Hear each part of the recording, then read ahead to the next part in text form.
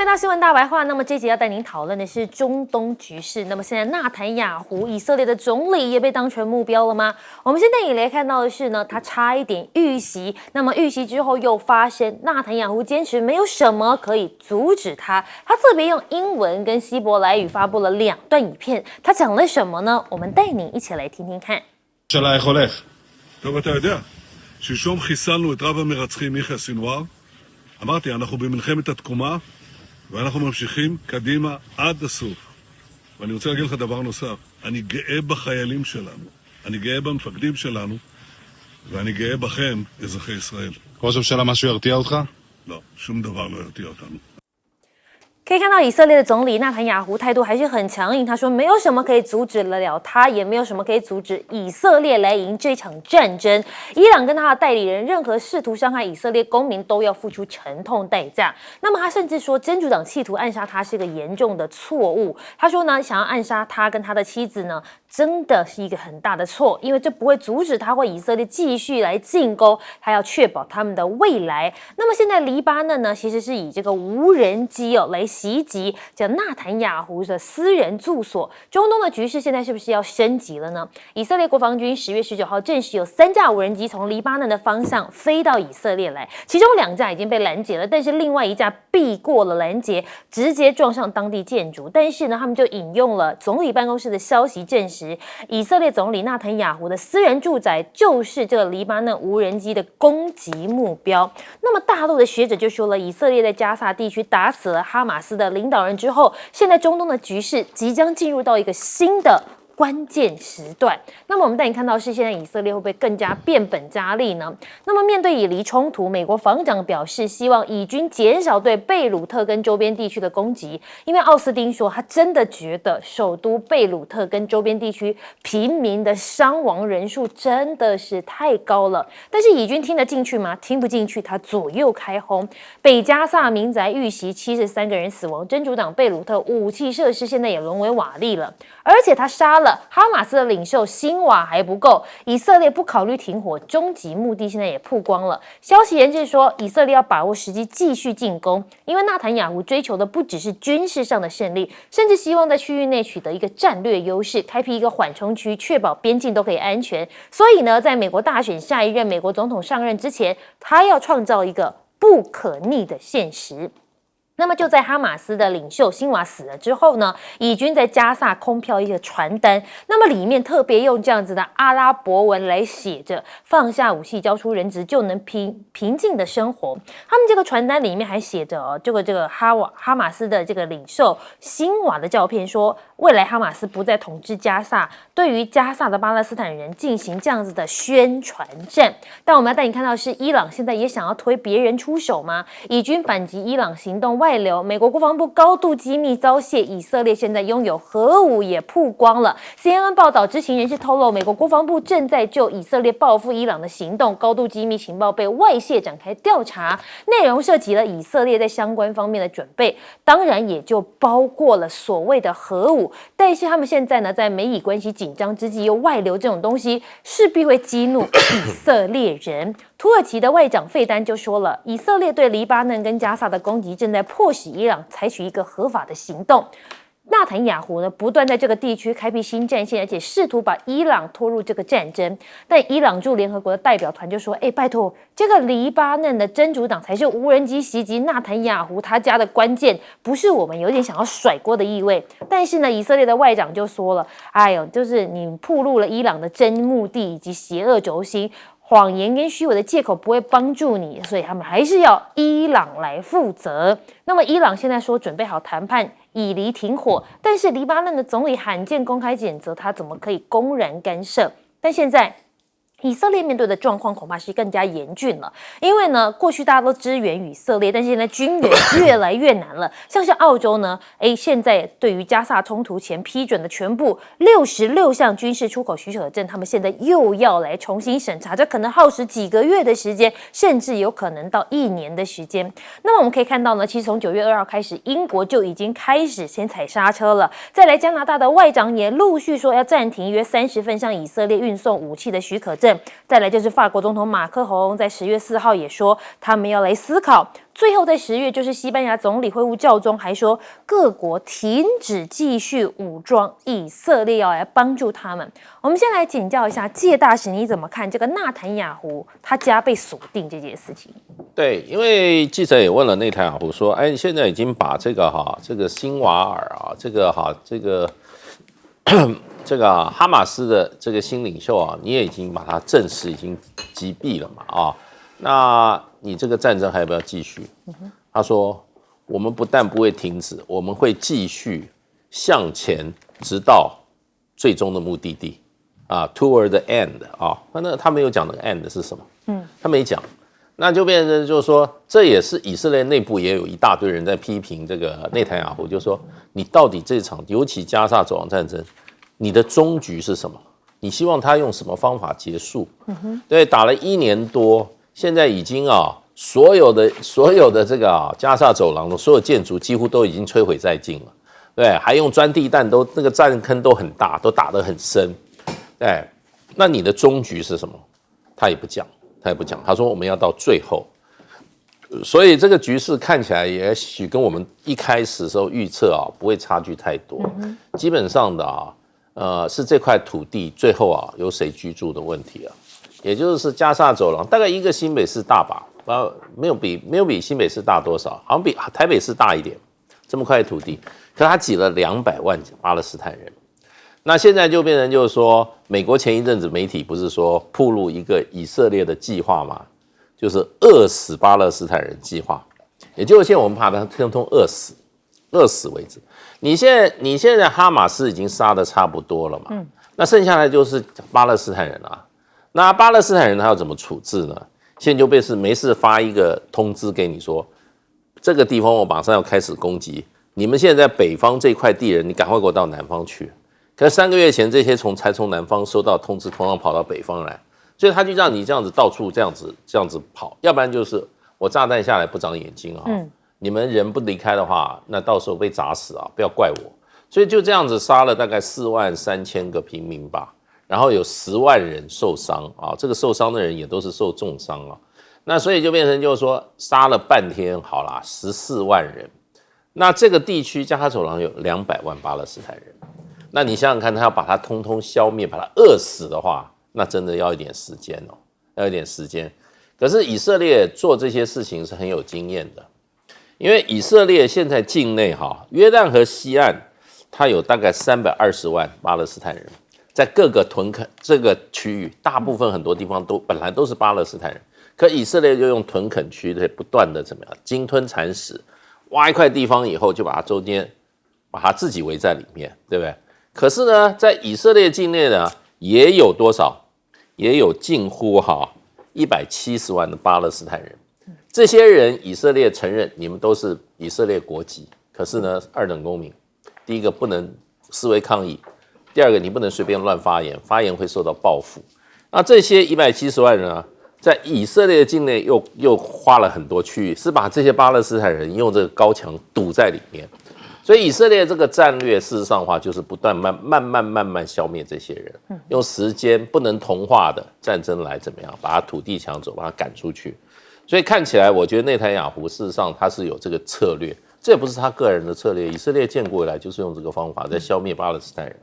现在一切都这么顺利，就以色列人来，从来没有这么顺利过。联合国也被摆平了美国全力支持以色列。周边的国家，埃及也不吭声，这个沙特也不吭声，只剩下什么1000多公里外伊朗，对，美国现在又帮他自助，拿沙特飞弹又自助，所以你可以看出来，内塔尼亚胡现在是什么？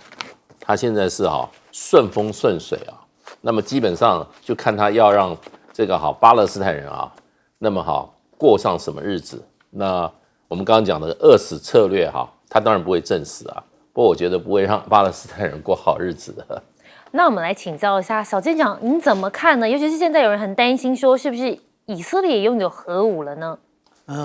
对中国人对于历史的慢慢观察里面，其实都是祸福相依的。那也就是说，现在我们看起来这个纳坦雅胡他顺风顺水，可是倒霉事可能随时都会发生，也就是在以色列当地时间的昨天的8点钟，事实上纳坦雅胡的家就已经被无人机攻击了。那这件事情象征的是什么？也就是真主党并不是完全对于这个纳坦雅胡很陌生，他也知道他的那可能是他的家，可是他现在应该不住在那，但是这就是一个象征。那这个象征是什么？这个象征其实也就是黎巴嫩南部的这些真主党呢，将这个战争进入了一个新的阶段。这个什么新的阶段？也就是我们刚刚讲到说，有关于这些哈马斯的领导人啊，那他被击毙的这件事情。如果我们再回顾，就是在去年7月的时候，哈尼亚也是遇刺身亡。哈尼亚其实相对来讲他是比较温和的人，那你把他给刺杀了，结果就发生了去年10月7号的那个阿克萨洪水行动。然后所以啊，这个以色列这样的不断的攻击，无论是加萨走廊，或者是真主党，甚至伊朗啊，是不是可以获得全面的胜利啊？这个很难说啊。那接下来呢，我们如果说回头去看一下这个新雅他的那个，就是他当初遇到无人机攻击以及火炮攻击的这现场，我们看到他的最后一幕是什么？他没有跪地求饶，他没有像当年那个伊拉克的海山跪地求饶，他没有。他直接丢出一个棍子来打无人机。其实这件事情呢，代表着他是一个绝不屈服的一个战士，而且他的这个举措绝对也是鼓舞了更多的这个真主党或者是哈马斯的后劲，要不断的对抗到底啊。那这样以色列真的能够撑到底吗？你真的敢动用这个核武吗？其实这都是一个很大的问题。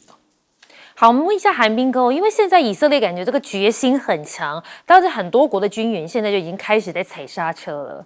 我是觉得这件事情还真巧，就是基本上以色列也打死了辛瓦尔，然后他不管在黎南也好，或者在加萨走廊也好，基本上局势都被他掌握住。对，就是在这个时候，突然之间发生纳坦雅胡的住宅被攻击，我觉得还真巧。这等于又给了纳坦雅胡一个非常好的一个借口，我可以继续打下去。这个东西会这么巧吗？因为这个纳坦雅胡在凯撒利亚的住所，其实很多人都知道。可是为什么过去从来不攻击？因为大家都知道他根本不住在那。那你明知道那个地方没有人，你去攻击他干什么？所以我是觉得很怪异。所以以色列的防空系统，那凯撒利亚其实离边界很远。那在这么长的一段时间，你都没有办法去拦截住。以色列的防空系统来讲，我觉得也很怪，然后会让他直接直奔到这个他凯撒利亚的住所，然后直接击中他的住宅，然后击中一个空无一人的住宅，所以我个人觉得这个还蛮巧合的。当然，实际情况是什么我真的不知道。可是这个很显然的，纳坦雅胡他录这2段影片目的干什么？就是要告诉全世界我会继续打下去啊，我不会停手，他绝对不会停啊。然后我觉得西方这些国家也很 gay 掰啊，你看。西班牙啦、英国啦、加拿大啦、法国啦，一个一个谴责啊，拒绝给他武器啊。你本来也没给他多少武器，讲的跟真的一样。他的武器最大支援者是谁？就是美国啊。那美国有说要停吗？美国没有说要停啊。美国也放很多消息说，哇，你这个平民杀伤太大啊，你如果不给这个加萨走廊人道支援，我就对你怎么样怎么样，有吗？他继续支援啊。所以摆在眼前的事实就是。以色列的行动是美国支持的嘛，所以我必须说，现在在加萨的走廊的大屠杀跟在黎南的大屠杀，基本上就是美国跟以色列合谋了，不就是这样吗？摆在眼前的事实就是这样，所以大家也不用讲的跟真的一样。这些西方国家，你有种的话，你们这么主张人权，这么主张人道主义，你应该派兵去加萨走廊啊，派兵去黎巴嫩南部啊，你们会做这件事吗？不会啊，所以大家说说而已啦。然后讲，现在以色列的所作所为，已经其实在昭告全世界，联合国根本是个废物组织嘛，一点用都没有嘛，不是吗？所以我就觉得，摆在眼前的事实就是，今天在21世纪的人类世界，还是一样强权说话，谁拳头大，谁就是老大。所以大家不要再自欺欺人。好，我们稍微休息一下，广告回来之后带您继续讨论。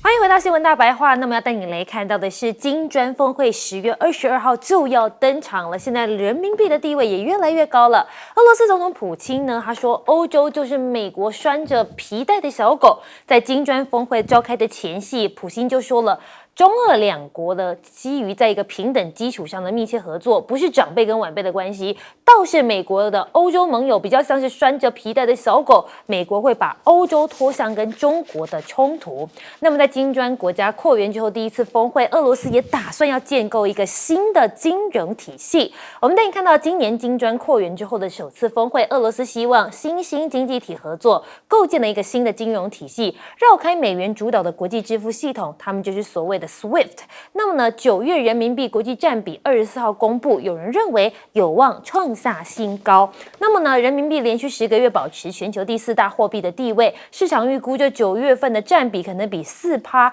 更多，有望再创新高。俄国的央行数据显示，今年6月人民币在俄罗斯的外汇市场占比已经来到了 99.6%， 比起5月份的 53.6% 呢，是增加了相当的多。所以现在有网友就认为，不要小看中国，包括林毅夫他就讲到了，大陆可能在2030年 GDP 就超越美国，2049年已经变成世界经济的中心。当前大陆面临100年未有的大变局，加速了演进国际局势，来自外部的打压当然也会不断增加。但长期来看，中国的发展是新质生产力，中国的经济呢一定能够维持中高速的增长，到了2049年就实现第2个100年奋斗目标，预期一定能够实现。那么新加坡总理李显龙也讲到了，中国呢它呢在人口的发展上仍具有潜力，许多行业领域也已经达到世界级的水准，看衰中国是非常不明智的。甚至李显龙还很搭上时事，这一次特别讲到了这个黑神话悟空。他说呢，新加坡学生可以透过这个游戏来认识中华文化。那么现在大陆呢，当然也在深耕美国的后院，也就是所谓古巴这个拉丁美洲的地区。那么现在古巴面临大规模的停电，那么古巴官员说可能跟美国加强制裁有关系。那么呢，古巴因为发电厂发生故障，18号大规模停电，包括了首都哈瓦那，超过1000万的民众受到停电影响，有37座的发电厂处于停止的状态，预估短时间内可能没有办法解决能源短缺的问题。但是古巴的他们的官员就说了，这是美国加大对古巴的经济制裁才会导致停电的原因。那么现在同一时间，其实中国跟古巴也加强了军事经贸合作。分析为反制美国。古巴5月宣布对中国公民开始开放一些旅游免签，而且恢复中国、古巴两地的直航航班。中国是古巴前3大贸易伙伴跟第1大进口国，所以借由一带一路呢，把这个干净能源、基础设施跟资讯技术呢，是带往古巴去投资。不过我们带你看到的是，中国国家主席习近平将主持竣工仪式。中远在秘鲁建大型港口11月试营运上海航线。中远的海运高管表示，这公司投资是3亿的秘鲁建设。那么呢，这个前海港11月下旬就要试营运了。每周呢有2艘的货柜船，最初会开通一条到上海的直线。那么前海港还会开通来自哥伦比亚、厄瓜多、智利的小型航只的沿海运输船线，这些货物将随着前海港到欧洲去。所以有人就说了，这个美国的美中新博弈的战场会不会变成一个用在军事用途上呢？尤其是现在大陆在秘鲁建前海港，华尔街日报就说了，就担心它拿来当军事用途，而且采取2手策略。所以呢，他们一方面积极推动跟中国合作，确保前海港计划顺利进行；另一方面也积极的邀请美国投资者参与其他港口的计划来做开发。我们先来请教一下介大使，你怎么看这个金砖峰会之前俄罗斯总统普京的谈话？对，我觉得就是说，事实上，普丁事实上从这次俄乌战争啊，我觉得他受到的最大的教训之一啊，除了军事以外啊，就是金融上面哈，这个哈，还有贸易上，西方国家对于他的这个俄罗斯的这个封锁，事实上一开始的时候对俄罗斯来讲的话，经济上做了很大的打击。那么如果不是中国大陆啊，那么很快能够取代俄罗斯很多这些民生用品的供应啊。另外一方面的话，中国大陆跟俄罗斯关系还保持正常化，那俄罗斯的经济事实上会受到比现在更大的影响。当然，俄罗斯是一个很独特的一个经济体啊，它就是说，它事实上，能源、粮食各方面都是高度自给自足的。对，然后它的这个工业体系也自己相当完整。它比较差的就是什么？就是民生工业这一块。民生工业这一块，那正好这个，所以西方当时啊，对这个俄乌开战对俄罗斯制裁以后，很多西方的这些在俄罗斯生产的这些厂商美国号召这个欧盟跟日本、韩国通通撤出了俄罗斯。我记得好像麦当劳这些也有，对不对？连麦当劳都撤出来。对，那很多在俄罗斯生产汽车的工厂也都关厂。那所以俄罗斯没有汽车开呢，正好中国大陆汽车就源源不尽的、不绝的就进入了中国大陆啊。那西方也把这个俄罗斯的怎么讲呢？在海外的外汇存底把它封闭，把它这个大概有3000亿的左右的这个外汇存底也把它怎么冻结了，让俄罗斯的国际交易上、支付上出现困难。那所以俄罗斯这次教训它就非常重要，它一定要把美国在全球贸易的支付体系扮演这个完全一个独霸的这个角色，他希望把它打破。对，那他就希望用什么本币交易，那么就用俄罗斯跟这个俄罗斯币跟他贸易的人，所以用本币交易。当然，你如果说是卖的是别人非买不可的东西的话，那是可以的。对，那事实上你要跟他买天然气，你就可以。那事实上的话，俄罗斯你让人家付卢布的话，人家有时候说，那你也让我付我自己的本币啦。那所以现在就变成就是说，俄罗斯跟中国大陆的之间的这个贸易2400多亿一年俄罗斯方面说已经9.5成都是用本币了。也就是说大家不用美元在交易了，你可以付卢布给我，我也接受你的人民币，就这样进。那中国大陆当然是比较讲信用啦。那碰到印度就比较难搞，印度跟这个俄罗斯的时候讲说，那我跟你买你的那个石油我付我自己的印度的卢布可以吗？对，那印度说可以啊，那俄罗斯就说可以啊，你就付卢布来。然后问题就变成就是说，可是当俄罗斯要跟印度买东西的时候说，我买一点你这个这个咖喱好了，好不好？你的咖喱很行。那我行不行用我手上的印度卢布来付款？印度不接受，不要，印度自己付出去的货币，人家用他的货币来跟他买东西，他不接受。所以呢，这个整个的希望去美元化啦，就是用这个本币来交易，那重心就在中国大陆。所以呢，我觉得俄罗斯这次开会的这个金砖会议，在经济上最主要的议题就是怎么样建立一个机制，大家今后进行国际贸易的交易的时候都不要用美元，都用自己的货币，或者自己建立一个什么货币体系，用这个新的货币体系来怎么进行交易，基本上把美元的影响力把它排除出来。那很快我们就知道了它会有什么样一个具体的做法了，都拭目以待吧。好，韩冰哥你怎么看？现在中国大陆也深耕拉丁美洲，跟古巴加强合作。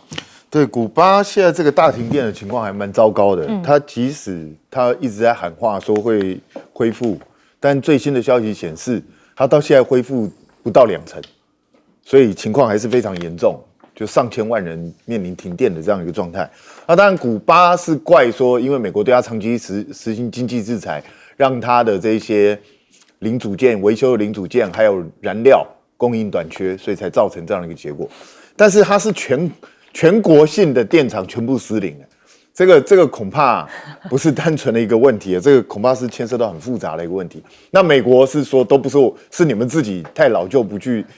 更新维修，是你们自己的锅。那当然大家都不愿意担这个责任。那可是对古巴的基础建设如此恶劣的情况，我想全世界现在能够帮他，大概就是中国大陆，是最有这个相关的实力跟意愿去帮助他。所以我觉得美国的这种做法会更加促使古巴倒向中国大陆。我觉得这个对美国来讲是不智的。实际上，古巴很多人讲说它是共产主义国家，可是古巴其实在医疗啊相关这些东西，其实它是有一定程度的水准跟实力的。所以我觉得美国长期封锁古巴的方式，其实是对美国跟古巴彼此都没有好处。我觉得美国的策略是应该要尝试改变，否则美国一直这样做的结果就是把这些国家都推向中国大陆而已。那同样的，秘鲁也是一样，现在在前凯港这个地方，中国大陆就积极的投资建设。可是你看秘鲁的做法很聪明，我虽然对中国大陆来投资建设、帮忙我基建，我很高兴，可是我也不会因为这样就完全倒向中国大陆，我也邀请美国人来投资啊。我希望能够愿意帮我的人都来啊，那全世界的资本都来对我最好，所以我也不要说刻意去得罪哪一方。我觉得这个都是未来很多第三世界的国家会采取的一个方式，也就是反正这两个强权都在竞争嘛。那对我来说，你们在竞争就是我的契机啊，你们都会争相对我好，那我何乐而不为呢？我一定要跟谁为敌吗？我没有必要去做这样的一个选择啊。小孩子才做选择，我全部都要，这就很简单的一个道理啊。那普丁讲的也没错，欧洲现在真的变成被美国拴着的小狗。你看，说真的，欧洲为什么一定要去跟中国大陆为敌？毫无理由，中国大陆对他没有地缘政治上的威胁啊。你说商业上面的竞争，其实双方是可以谈的，比如说让中国大陆去欧洲设厂，大家彼此共相提升技术、提升资本。可是欧洲为什么一直要跟中国大陆作对？显然就是奉了美国的命令。所以我真的觉得欧盟跟北约其他这些国家真的自己要好好想清楚，你们跟中国大陆作对，到底对你们好处在哪里？那舰长你又是怎么看呢？如果说我们来看这个有关于秘鲁的前凯港的部分呢，其实它的这个建港啊，其实只要中国大陆协助当地国家在哪建港，美国他就会说这件事情可能有军事的目的，其实没有什么军事的目的，到南美洲有什么军事的目的啊？那其实真正的问题是美国为了要防止中国大陆的经济的不断的扩张，然后达到海外。问题是，如果如此的话，那你美国来做啊，你美国跟南美来进行这些贸易的合作啊，对不起，你又不愿意。那无论是你的国债那么高，或者是你现在虽然我们看起来美国的 GDP 它的成长是不断在成长，然后如果说这个是 Bloomberg 他所提供的资讯那如果我们相关的看中国大陆的话，最近好像比较持平那但是呢，我们这有把相关的利率、汇率的因素算在里面吗？应该是没有。如果说我们看另外一张图表的话，我们就会发现这个如果说将美国跟中国大陆的这个利率跟汇率的相关因素以及购买力评价算在里面的话，对于大陆来讲，早就已经黄金交叉了。我们看到在2013年就已经黄金。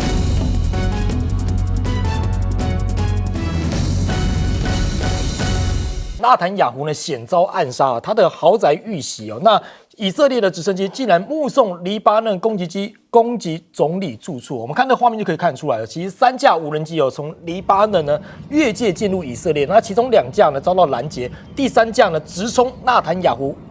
的住宅里面去。那现在呢有人拍到说无人机呢以这个以军的直升机旁边开溜的画面，也引发讨论。那在这个无人机入侵之后呢，其实在这个塞沙利亚当地却没有响起警报。那军方呢正在调查确认这个警报系统呢是否有故障。那他的住所呢被袭击之后呢，他也发声说是真主党想杀我，但已经铸下大错。他说这个真主党企图暗杀我是严重的错误，将继续消灭恐怖分子以及派出恐怖分子的人。那以军呢现在还是持续的在轰炸当中以军左右开轰，在北加萨的这个民宅已经遇袭73死。那真主党的贝鲁特武器设施呢沦为瓦砾，这样的情形看起来真的是非常的这个触目惊心至少73死。那真主党呢发射火箭进入以色列北部之后呢，其位在贝鲁特南的郊区的军火存放设施已经沦为瓦砾的情形。那医护呢当地议会就说，以色列袭击加沙最大的加巴利亚的难民营已经酿成33死85伤。那居民指出呢，以军每天从陆空发动的攻击有摧毁数十栋的房屋，并且在这些建筑物里面放置炸药，再从远处引爆。看这画面真的是非常的可怕。那现在呢？黎巴嫩媒体的报道是说，以色列空袭黎东造成4死，还包括了1个市长。那美国的国防部长奥斯汀就说，这个冲突导致太多的平民死伤，希望以军减少袭击黎巴嫩的首都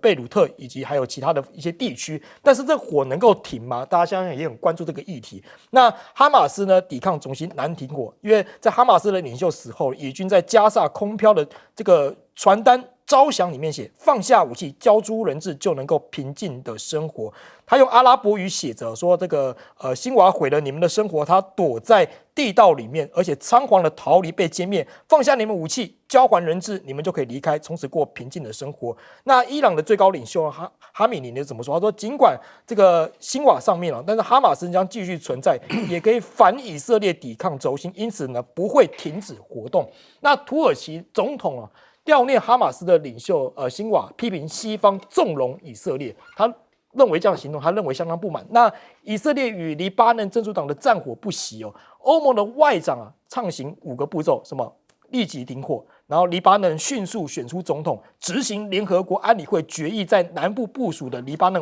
武装部队。但有没有用呢？现在看起来也是个问号，也是个未知数，可能效果也不大。那现在美国的机密外泄是不是也惹怒了以色列的情形呢？因为以军反击伊朗行动外流，美国的防部高度机密被外泄，以色列用核武也见光。CNN 报道，美国国防的正就以以色列报复伊朗行动的高度机密，现在外线已经展开调查，哪些内容呢？包括了调动军火，还有空对地的这个飞弹的演习等等的。那部分的文件里面还暗示，以色列一直以来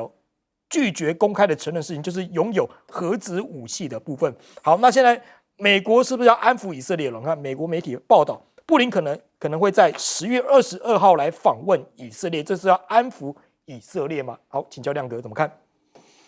这个，我们说哈马斯那个10月7号的真正的策划者被杀现在美国跟英国都希望把它当做一个转机啦，就说以色列你已经赢了，因为你就是要报这个仇嘛，是，不然什么叫所谓消灭哈马斯？难道是哈马斯每一个人都要杀掉吗？是。因为这个就是主策划者，那辛瓦已经死了，所以我觉得美国现在真的是希望纳坦雅胡在这里找个下台阶了，就说我们报仇的任务已了，够了，可以结束，所以就可以谈判。是，那谈判基本上那个人质就可以换出来嘛，因为那个人质一般估计大概还有100个左右，那所以我觉得这个就是一个。这个机会你如果不抓住未来就很难下台阶。我觉得就找不到点了。是，因为如果说，鸽派哈尼亚也被你杀了，在伊朗，对不对？那这是鹰派嘛，辛瓦也被你杀了，是，哈马斯2大领导人都被你杀了，那你还不能结束？你还要怎样？对啊，你还要怎样啊？所以我觉得，如果纳坦雅胡不结束因为今天是10月20号嘛，那美国是11月5号投票我觉得对拜登、对贺锦丽都是一个很大的利空因为人家会觉得够了吧，够了吧，因为这个不是黎巴嫩这2回事了那个黎巴嫩看来他还是会打啦，我看起来是会打，因为黎巴嫩事实上我们讲联合国1701号决议是那已经完全都被破坏了啦就是本来只有黎巴嫩国防军，那黎巴嫩国防军跟联合国部队可以在那边嘛，其他人都不可以拿武器进去。是，这已经完全被颠覆了，而且连联合国维和部队你都打，所以你这个时候能管他怎么管啊？坦白讲，黎巴嫩政府，黎巴嫩是个主权独立国家，是联合国的成员是。那你本来的理由是你要打真主党，可是你现在打的攻击的目标已经有一些根本就不是打到真主党，恐怕也打到黎巴嫩的国防军或相关的单位这坦白讲就是侵略嘛。是因为你如果原来设定的，我觉得他一开始还比较小心，说是针对真主党，那是一个恐怖团体啊。事实上他在加沙就已经犯过这个问题了嘛。他说我是在打哈马斯，对，那结果现在这个巴勒斯坦人在加沙已经死了43000人，你这个已经引起国际公愤了吧？那如果在黎巴嫩又是这样的状况，我跟你讲，这个一定会没完没了了，因为而且黎巴嫩真主党真的不要小看他，他比哈马斯要正规的多了，而且背后真的有长期资助的这个大佬啦，是比如说伊朗所以这个战争不容易结束的啦事实上，以色列黎巴嫩战争他已经打过好几次了，都没有真正胜利。所以我不知道他现在是从什么底气了因为他现在1打7耶，你怎么有那么有底气呢？认为你以前黎巴嫩真主党你都打不赢，你现在凭什么可以打赢而且美国跟英国这2个最挺你的外力，现在看来都意兴阑珊而且黎巴嫩的以前的殖民母国法国是现在已经明显是结合了西班牙跟意大利，要来制止嘛。所以我认为恐怕就是见好就收啦。可是我们无法预测纳坦雅胡这个人啊，还没有把握这次的台阶下了。对啊，因为他已经好几次都这样了，所以我觉得他已经把这个，坦白讲年纪也大了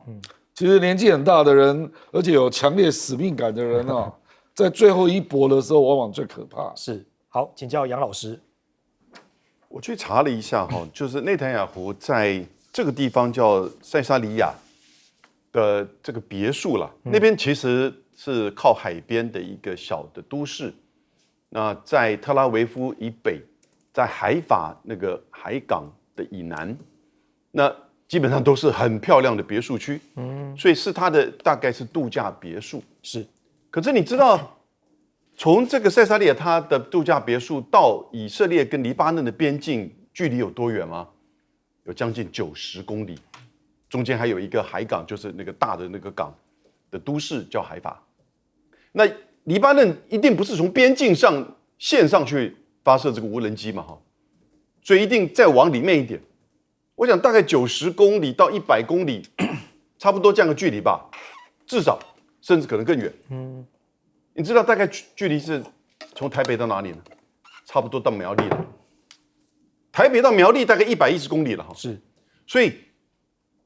有2种情况。第一个，我觉得这个是以色列根本就是设计的，他要去制造一个内塔尼亚胡的住宅被无人机攻击，然后呢，要去强化他现在在黎南的部队的驻扎，因为他在黎南的部队现在受到了一个困境，也就是说他的推动有困难，同时又碰到联合国维和部队，虽然都是点的在那边驻守，可是呢，事实上没有办法大幅的往前推。是他要制造一个安全区，让以色列的北部黎巴嫩，就是说跟黎巴嫩之间维持那样一个安全区。那个安全区他觉得现在不够，所以知道这个事件。那如果不是的话，那就是真的是你这个真主党他发射的无人机，那就表示真主党还有相当的这个能力咯，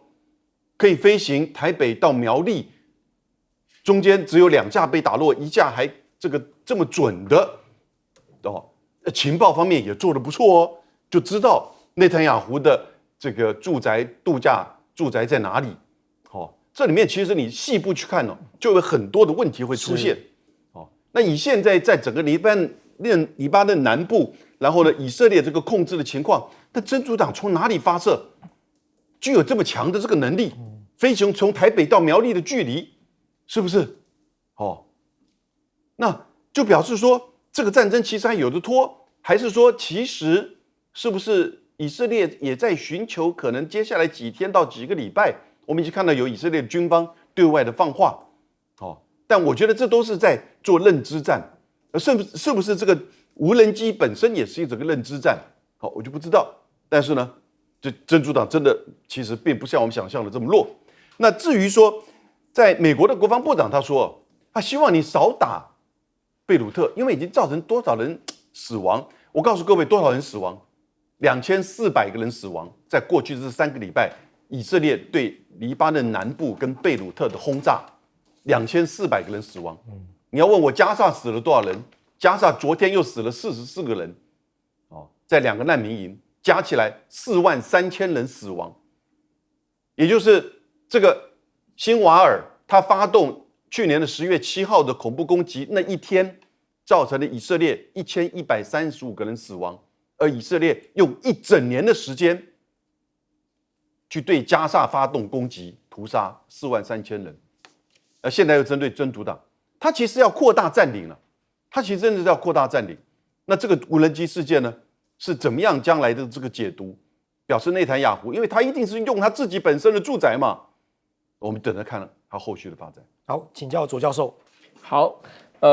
这个关于这个像这个纳坦雅胡的这个住宅攻击的这件事情哈，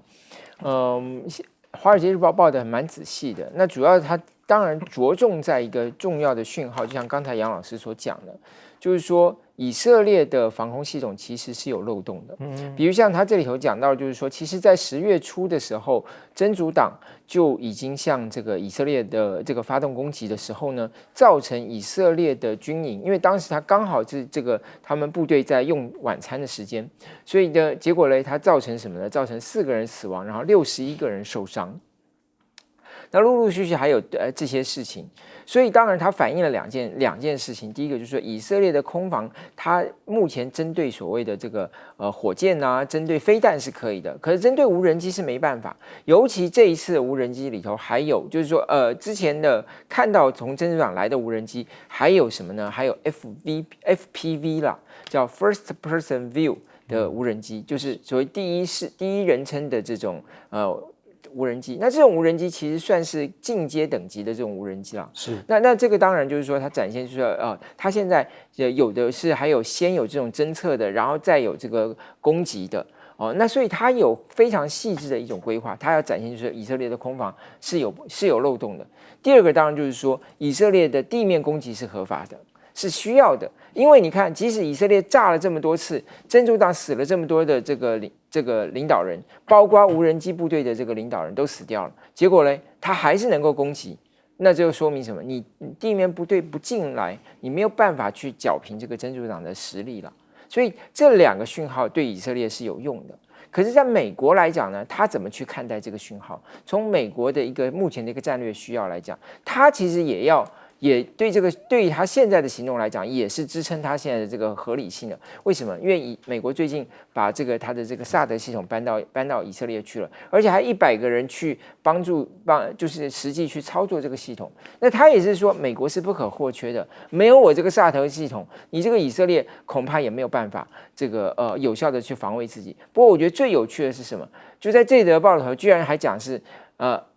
伊朗说，这个攻击是真主党的攻击。真主党因为可能死掉了不少这个领导人，所以呢，他找不到人去这个受访。可是伊朗居然说是真主党攻击，表示伊朗还跟真主党保持了非常绵密的沟通。然后呢，这也反映了另外一件事情，就是以色列跟伊朗之间还没有结束。以色列要怎么去攻击伊朗？怎么样在双方互动之下避免伊朗的报复？美国的角色是不可或缺啊。是。所以其实我认为他其实。另外也凸显了美国在这个地方关键角色。不要看以色列的这个摩萨德这么厉害，其实美国还是最关键的那个国家。好，我们看完以色列的局势换给战场来看一下俄罗斯跟这个乌克兰的情况相当俄军7天连下7城袭击乌军的这个设施还有军事目标这个俄军先后宣布了打下了包括7个这样子的著名地，那打击乌克兰的燃料跟能源基础建设，还有军事机场，还有无人机仓库。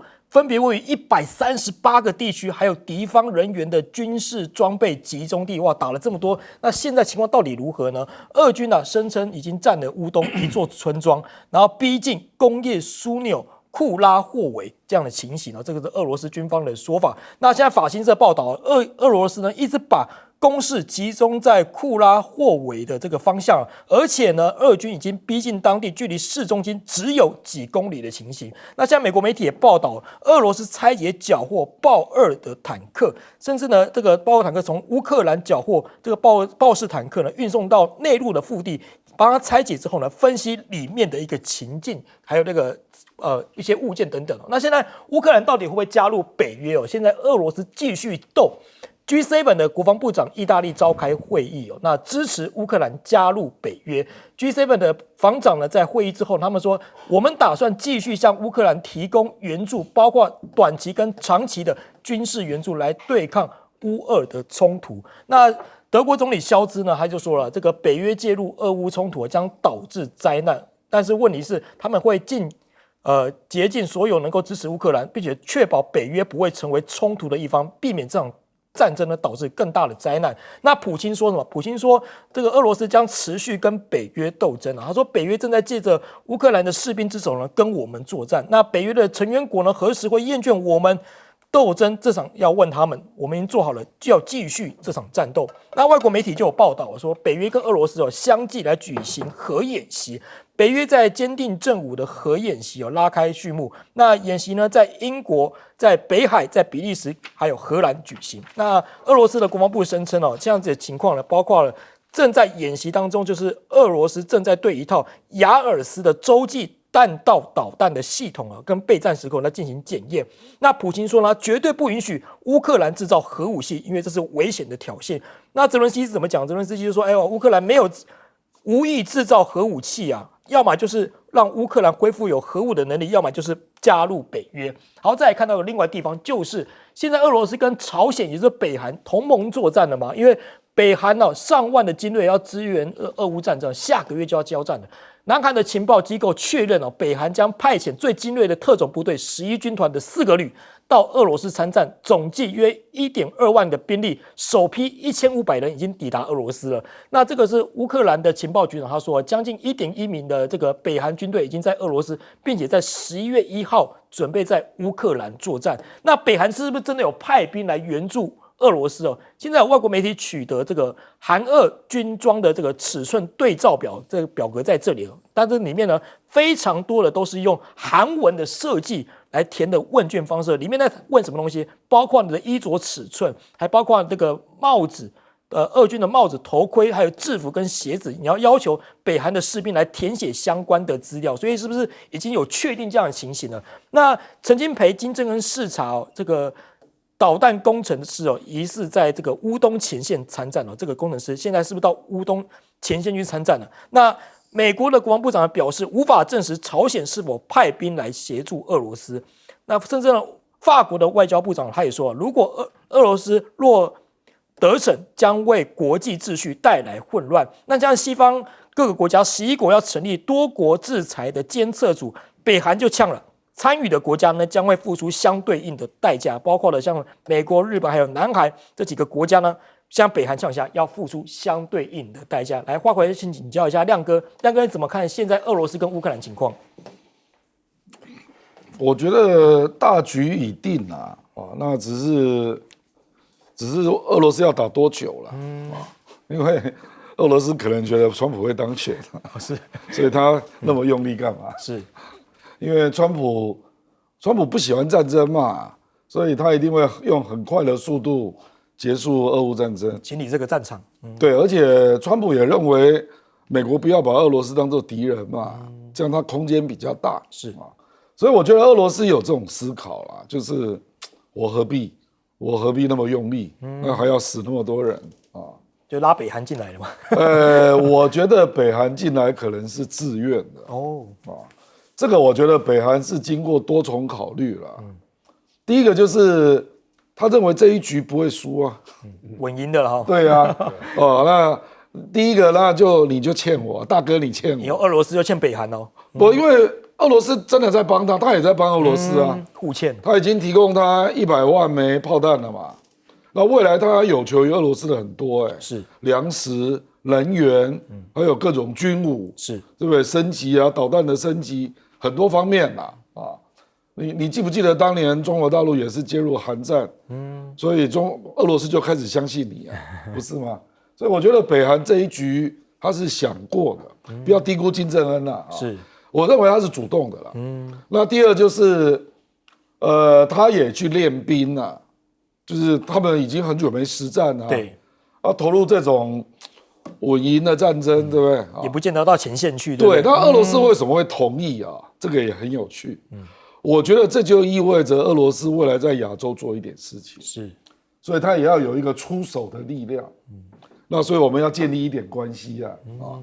那因为白俄罗斯不好用，是因为那是欧洲啊。对。而且北韩比白俄罗斯要强大多了，那强多了，要强大多了。所以我认为这可能隐含着未来俄罗斯要利用北韩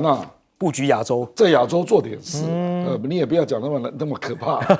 要做点事啦，或者闹点动静哦。而且这个也坦白说了，就大国博弈来讲，也是分化北韩跟中国的关系啦。因为中国跟北韩关系本来就不太好，是。那如果俄罗斯提供了充分的保障，那北韩就会跟俄罗斯走得更近了，那就会跟中国大陆的距离就会被拉开。北韩也有底气了哈。对。好，我们休息一下，广告回来继续讨论。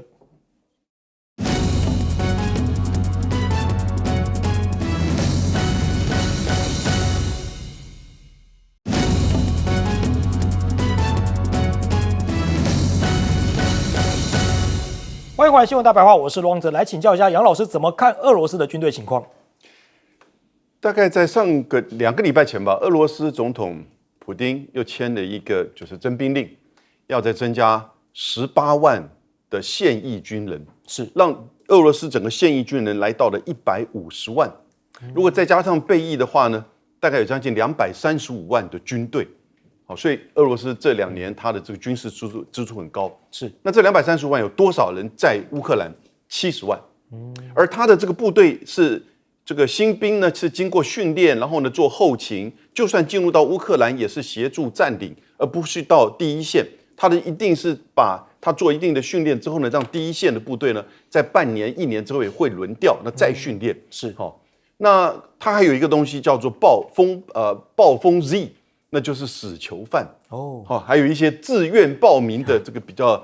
民族主义的强烈民族主义者，他把他送到最前线，给他最好的这个装备。那乌克兰这边也有，像是亚速营这些也是一样的这个情况。但乌克兰这边你看到他现在再去这个抓这个壮丁就真的已经变成抓壮丁送战场。是，那你在实际上的兵力上的这个对比所以才会出现你看到目前在东部战区的这个情况其实不利，然后呢，在那个库尔斯克呢的情况呢，又变成这个受困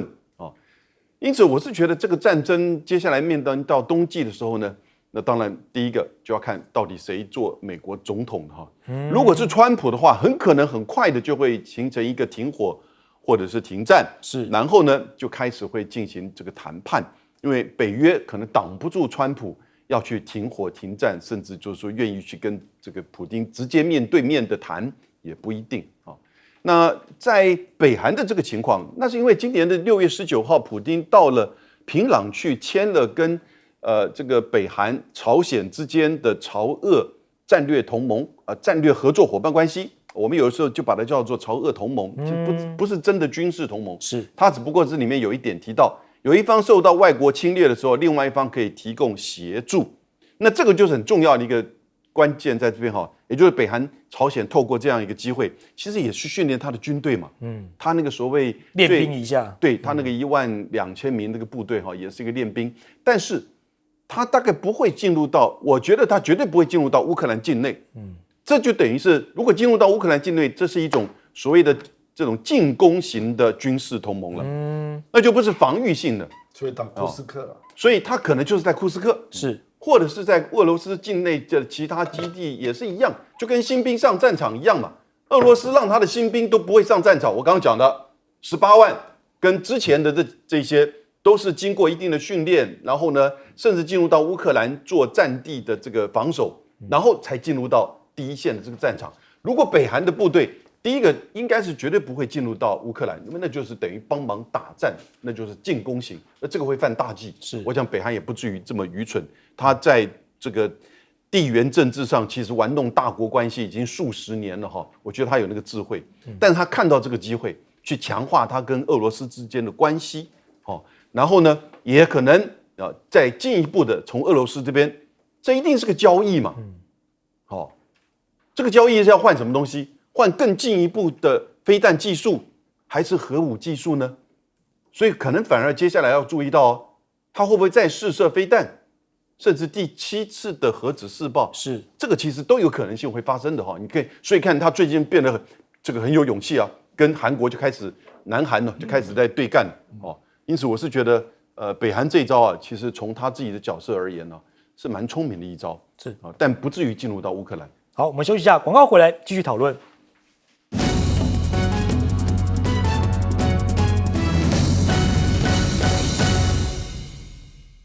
其实第一个，我们先看到刚才讲到北韩，其实有一点要补充的哈，就是说，其实北韩部队要投入到这个乌克兰战场上，也有一定的这个难度。主要当然是语言是一个很大的问题啦。所以说他大概只能够独立作战，他不太可能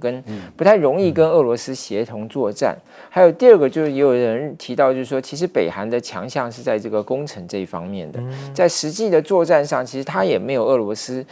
这些年打仗的经验哈，所以相对来讲，他能够发挥到多少积极的作用，其实还是一个问号。所以当然它有2个意义啦。其实第一个当然是说，对于金正恩来说，他想要掺这一脚，是。但还有一个另外的意义是说，如果他到库尔斯克的话，那俄罗斯可以把他的部队拨到乌东去，这对于正在这个乌东战争的这个俄军来说是很有帮助的哦。所以重点是在这个乌东，就是查苏夫亚这个地方，因为现在大家都在看这个地方啊，在这一段从这个过去这几个月啊，俄罗斯在这边其实牺牲的是蛮大的，死亡是蛮多的哦。但是呢，它这个攻势还是在推进。那整体来讲呢，现在大家就看说有没有可能在今年冬天就是开始之前，俄军可以把这个地方拿下来。那它主要凭借2个，刚才讲到北韩的援助，让它可以把更多的部队调过来是一个。第二个就是这个地方这个俄军是乌军的这个10倍哦，10:1。所以虽然它牺牲的多，物资耗损的多，但是它因为它有绝对优势了，所以它有可能。那特别是如果因为俄军现在整个策略就是把这个地方把它的攻击对象整个轰平了，所以说它如果在冬天之前把这个地方占领下来，那因为冬天呢双方都不能够移动部队，那等到春天来的时候，俄军已经在这边完成它的防御攻势，它就可以守住这里。